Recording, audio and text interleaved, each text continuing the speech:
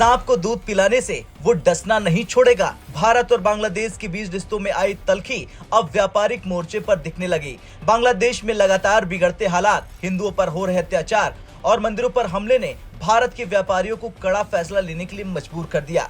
भारत ने बांग्लादेश को साफ संदेश देते हुए 24 घंटे का अल्टीमेटम जारी किया है और 90% सामान की सप्लाई रोक दी है।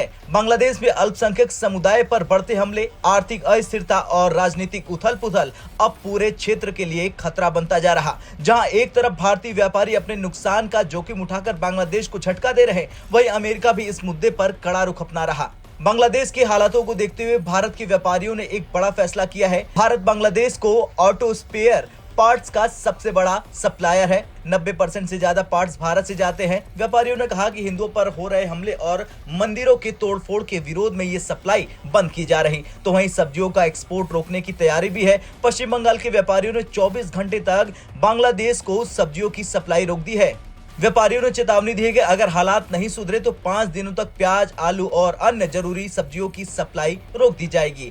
असम और त्रिपुरा ने बांग्लादेश के साथ अपने व्यापार को पूरी तरह से बंद कर दिया। त्रिपुरा के प्राइवेट अस्पतालों ने भी बांग्लादेश के मरीजों का इलाज करना बंद कर दिया। होटलों ने भी बांग्लादेशी नागरिकों की एंट्री पर रोक लगा दी है। अब सवाल यह है कि क्यों बंद किया गया है व्यापार। दरअसल भारतीय व्यापारियों ने इस कड़े फैसले के पीछे 3 बड़े कारण बताए। पहला है पेमेंट का खतरा, क्योंकि बांग्लादेश की आर्थिक स्थिति इस वक्त बेहद खराब है।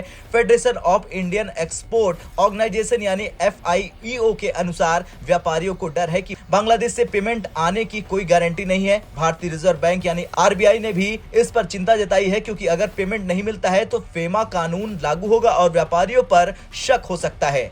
दूसरी है हिंदुओं पर अत्याचार। जी हां, बांग्लादेश में हिंदू समुदाय पर हमले बढ़ गए हैं। मंदिरों में तोड़फोड़, पुजारियों की गिरफ्तारी और हिंदुओं को निशाना बनाने की घटनाओं के चलते व्यापारियों ने ये कदम उठाए। आखिरी और तीसरा है बांग्लादेश की गिरती अर्थव्यवस्था।